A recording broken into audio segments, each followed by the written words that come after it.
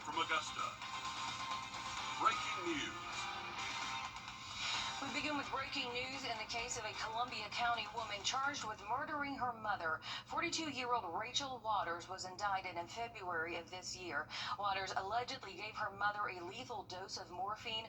Earlier this year at her bond hearing, Waters denied killing her mother.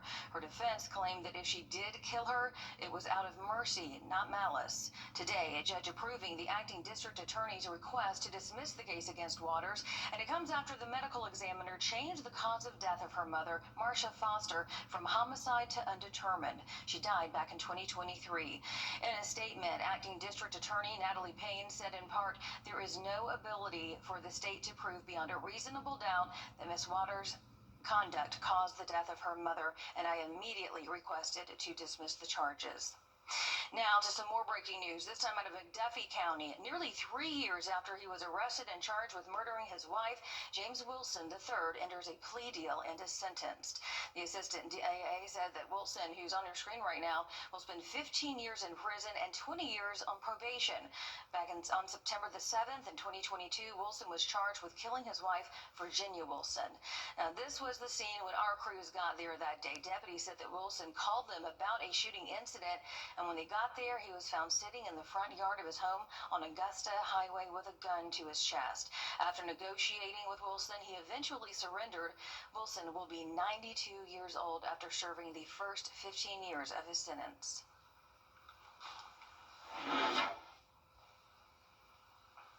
Well, looking at conditions overnight tonight, we're going to stay nice and dry. A few clouds out there, so our temperatures are going to stay in those middle 60s for us for that average overnight low. But as we start off our day tomorrow, we're going to warm up quickly. Plenty of sunshine for our Friday, looking really mostly dry, and any chance of rain will be late afternoon. So under the lights forecast, things are looking so much better than what we saw last week, thankfully. So we're going to be in the 80s by kickoff and then dropping off into the 70s and eventually 60s. And I've been saying this all day, 70s at night is a little bit different than 70s during the day. So I would definitely recommend packing a light jacket, but you're going to need a rain jacket possibly. If you have any outdoor planned Saturday early in the morning, we're tracking a batch of heavy showers moving through, and then an isolated shower or two can be possible as we go throughout the afternoon. Saturday, Sunday, small rain chances there, but otherwise things are not looking too bad with 82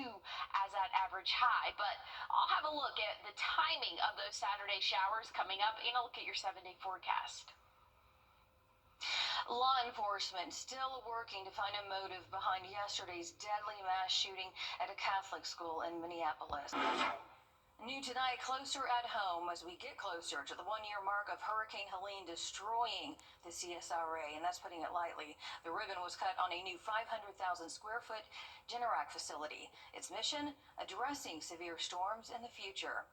Mayor Garnett Johnson expects jobs to come to the Augusta area, and the distribution center expects to serve the entire Southeast. Your Kennedy Payne was at that ribbon cutting. She's in the newsroom breaking down how that new facility could help us right here at home. Well, leaders call it a lifeline because the moment the lights go out, the new Generac hub can send power on wheels with thousands of generators ready to roll from right here in Augusta to neighborhoods hit hardest by storms. Generac flipped the switch on its 500,000 square foot distribution center, bringing power and preparation all under one roof. It gives us an opportunity to, one, create more jobs and opportunities for this region. It gives us an opportunity to be a distribution point. It's stocked with standby and portable generators, ready to roll out when a storm rolls in. Because when the power goes out at your home, things stop, and you're worried about things like food and being in the dark. So being able to be close really is about being fast, being smart, and helping people kind of when they're at their worst. For Mayor Garnett Johnson, the facility is a reminder. If you look at where we are, almost a year outside of September 27th, we would have been so fortunate to have this facility in our backyard then. But nonetheless, they're here now to benefit the next city or the next region. And Generac says Augusta is the perfect plug-in. It's close to our manufacturing facility in Trenton, South Carolina, so just less than 30 minutes away. Secondly, it's far enough away from the coast, right, where a lot of storms hit, so we know that we can be up and running all the time to get power and products to the people that need them. So from jobs to storm relief, leaders say it's more than business. It's a lifeline for a community still rebuilding and always preparing. When I walked in and saw the number of portable generators, it immediately took me back to the early days of September 27th and 28th when we were just struggling for some of the most basic needs. I'm prideful in that, and I'm excited in that. This facility will be able to benefit other communities and other regions. And they say the hub is already fully stocked and ready ahead of this hurricane season. Thanks, Kenny. An important addition when it comes to the aftermath of severe storms, especially like Helene. We have new updates to a shooting in Graniteville that we first brought you as breaking news on Tuesday. The incident report says the deputies arrived on Bettis Academy Road near the Dollar General. They say there was a large crowd around a man who was bleeding after being shot. The victim says that he was shot while inside a vehicle and doesn't know who did it. We are still working to get more information about a suspect in the shooting as well. New details out of Graniteville tonight. We've learned that 3 people were inside a home damaged by fire. It happened on Sherwood Forest Drive this afternoon. Fire crews tell us that the fire started in the carport, then the small brick house went up in flames. We're told luckily everybody made it out of that house just in time. Time is running out for you to qualify for Columbia County's District 2 Commission seat. Well, looking at our forecast for Under the Lights, much better than last Friday. Dry conditions for us, but rain is in the forecast. I'll tell you when coming up. And some people living in Columbia County are making their voices heard, fighting against a possible solar farm. We're going to hear their concerns right after the break. At Parker's Kitchen, we want to offer the best value to our customers, and that's why we serve the biggest, the juiciest, the crispiest chicken tender at a great price. When you're hungry, size matters.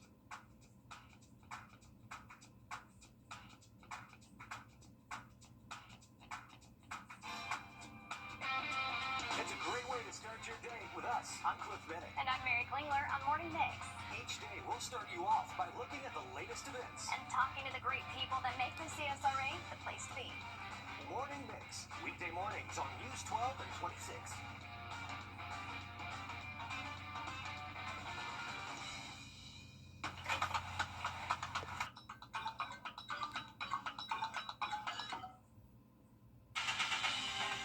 Now, your first alert weather with meteorologist Emily Acton.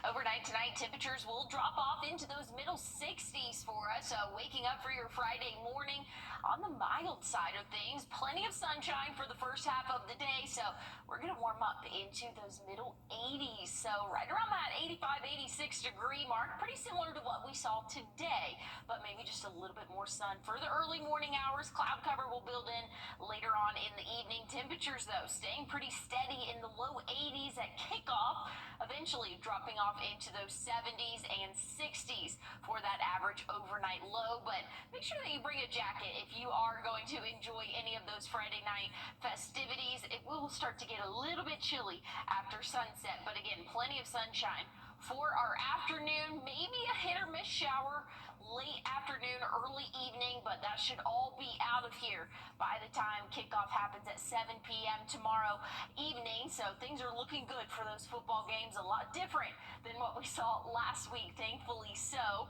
Here's what we're looking at Saturday. Scattered showers possible early in the morning, and then a few more as we go throughout the afternoon. Again, it's not going to be anything widespread, and it's not going to last all day, but those hit or miss showers are possible for us, and then clearing out for the overnight hours. Looking at the tropics, though, that's the next topic I want to talk about as we are going into peak hurricane season for us, and that it starts September 1st. So just in a few days, we historically see more hurricanes during the month of September and stronger hurricanes during the month of September. So gonna look at this area of potential tropical development just off the coast of Africa, but here in the United States, things are looking nice and calm for the next 7 days. But just kind of wanted to show what the National Hurricane Center is keeping an eye on, again, off the coast of Africa. So we have a long time to track this system, if it even decides to form. So just something to update you guys on. Your Labor Day forecast really not looking bad. We'll be in those 80s for the afternoon. We'll see a few of those clouds out there, but the sun will definitely peek out at times. A small chance of rain, but overall things are looking pretty good for the end of our weekend. Again, a small chance of rain for our Saturday as well. Once we get into the middle of next week, check it out. Those temperatures are really on the rise. Once we get into our Wednesday, Thursday, 85, 86, and I think we'll be in those middle and upper 80s by the end of next week. But good news is it'll still feel a little bit more like fall with those overnight lows in the lower and middle 60s. That's what I'm looking at, Emily, those 60s right there. Well, some people in Columbia County are getting ready to fight against a proposed solar farm. Next Thursday, county commissioners are set to decide whether or not to rezone about 40 acres of land across from Patriots Park. Bijan Solar LLC announced those plans back in June. And those against the plan say that it's just too populated there and there's better use for that land. As your Gunnar Schroeder explains, many say that it's going to be sticking out like a sore thumb.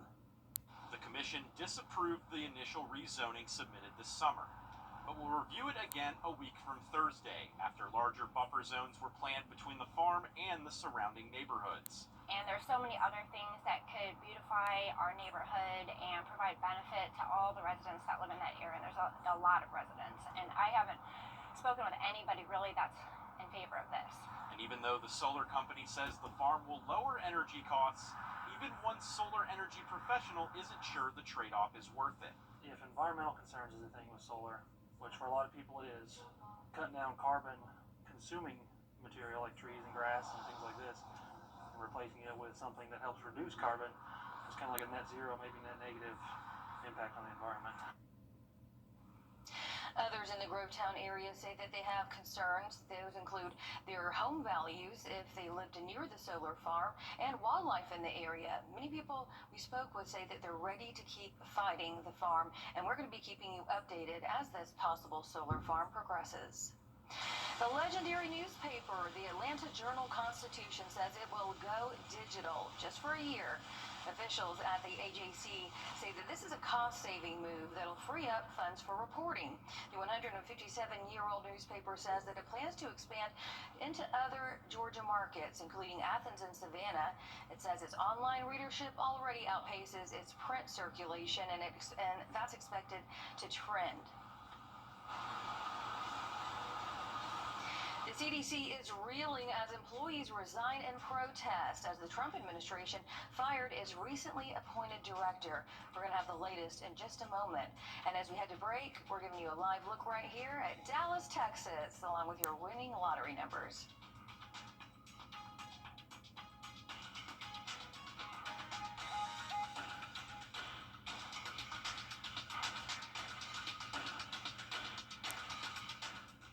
Time and Temp, brought to you by your First Alert weather team.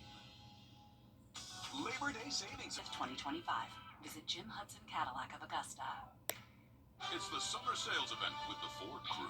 Final days. Oh boy, the final days of the Ford Summer Sales Event. Great time to buy, Hank. That's right, Sam. But time is running out for amazing deals on Ford F-Series, America's best-selling trucks for 48 years. On capable SUVs and on the Built Wild Bronco family. Hurry, it all ends September 2nd. Get up to $9,000 in total savings plus complimentary maintenance and no payments for 90 days on select Bronco SUVs. Only at your local Ford dealer. Ashley's Labor Day mattress sale. We're on your side with a safety alert this evening. More than 750 pressure washers linked to dozens of injuries are being recalled. That recall involves Ryobi brushless electric pressure washers. It's right there on your screen. There have been 135 reports of the pressure washers capacitor overheating and even exploding in some cases. More than 30 people have reported injuries. If you own one of these, you want to stop using it and go ahead and try to get your repair kit from the website. Well, just ahead in sports, both Augusta University and USC Aiken enter the 2025 season with lofty expectations and massive signing classes to match. We're bringing it down coming up in sports. At Wells Fargo, we get it. First Alert Radar, powered by Jim Hudson Automotive Group.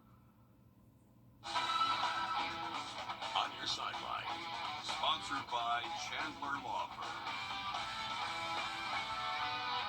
USC Aiken volleyball is reloading in a big way. Head coach Glenn Cox and the Pacers enter the year with the largest group of signees since 2013. 10 new Pacers joined the program, including standout high school athletes from across the country and a pair of transfers. The group features heavy hitters, defensive specialists, and all-state performers with resumes that include state championships, national tournament appearances, and even All-America watch lists. And outside hitter Lexi Rogers is back from her ACL injury after spending most of last season on the bench. Coach Cox and the crew expect the newcomers and long-timers to make an immediate impact, posting productive numbers this fall. I think we have all the tools to really blow the Peach Belt Conference away this year. I think that working especially on our service eve and keeping that consistency and not letting one mistake snowball into 7 is going to be key for us, and that mental consistency I think is going to be a really big part of it. There really are no nights off in our league. It's a tough league. This year we're playing everybody 3 times. We also added Middle Georgia, so our strength of schedule is really helped by that. But it's on the flip side, it makes it really tough. You have to go out and show up. Across this side of the water, while Aiken starts the year at number 4 in the preseason rankings, Augusta checks in at number 2, just behind Lander. Like Aiken, the Jags bring in a massive new signing class, 11 new additions there, a blend of Division I and Division II transfers, international talent, and freshmen. Depth at every position is a common theme around the CSRA. Both teams will lean on small senior classes to help guide the new faces early. They know the past, the history. And so you just walk into our locker room, you can see it's around all the walls of our history of our culture, of what we've done. And anything shy of that or short of that is not good enough. And so they bought in, they know that. And so they're trying to still maintain that expectation and take it to another level too. We are at week 2 of the high school football season, which means another game of the week is headed to a screen near you. This week, another showdown in the Peach Fields between Strom Thurmond and Silver Bluff. Thurmond and the Bluff are both off to a 1-0 start on the season, which means something's got to change Friday night. The Rebs are coming off a blowout win over McCormick. The Bulldogs just surviving South Aiken with a 3-point victory. Andrew Webb will look to make it 9 straight over the Bluff, number 2 over his former assistant. None of those previous 8 matchups decided by less than 10 points. On to college football now. It's quarterback Kate Klubnik's 3rd full season as a starter, but he'll be looking for his first opening game win. 2 seasons ago, Clemson started ranked 9th in the country, but lost a shocker by 3 touchdowns at Duke.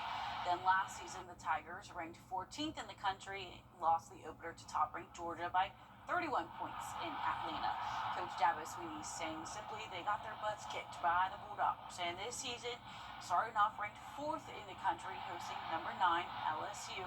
Klubnik explaining that getting that first opening game win, it's about getting back to the basics. I think sometimes you go into a first game and you feel like you gotta go do all this, insane, crazy plays and go make all this, wild stuff happen. But at the end of the day, you just got to do the routine plays and do them really well and do them routinely and just go rip it.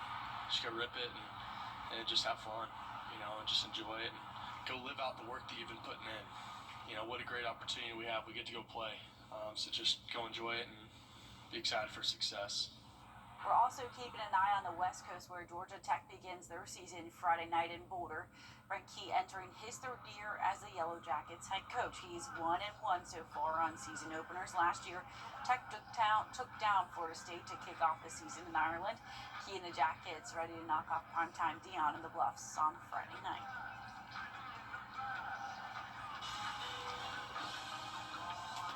Well, if you're trying to think of what to wear tomorrow, it's going to be another warm day for us. Highs in those upper 80s, but mostly dry. But rain is still in the forecast. I'll tell you when, and look at your 7-day one more time coming up.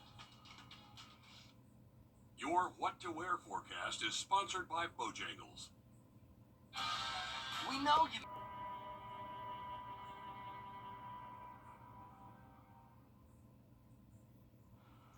New tonight, we want to say congratulations to Elizabeth Hahn in McDuffie County. She was named Teacher of the Year. Hahn is a language arts teacher at Thompson High School. She also serves on the graduation committee, debate coach, department charge, and even more roles. Hahn will move on to represent McDuffie County for Georgia Teacher of the Year program. And if you take a look from left to right, Hahn was joined by other winning teachers in the county. So congratulations to Hahn and all of them in the picture and all of our teachers just in general. You guys deserve so much for what you do. Yes, definitely so. And hey, congratulations to all of them, and best of luck as they move on, or as Hahn moves on to Teacher of the Year for Georgia. So congratulations to all of them there. But I want to take a look at the forecast one more time before we go. 86 tomorrow afternoon. Going to be nice and dry for those football games, but have a light jacket, because after sunset we'll really start to cool off and might need a rain jacket for your Saturday. Isolated showers. Most of us will stay dry throughout the greater part of the day. Just a few of those hit or miss showers. That does it for us for News 12 at 11. If you wake up early, you can catch Nick and Tim at 4:30. Have a great evening. Summer's over.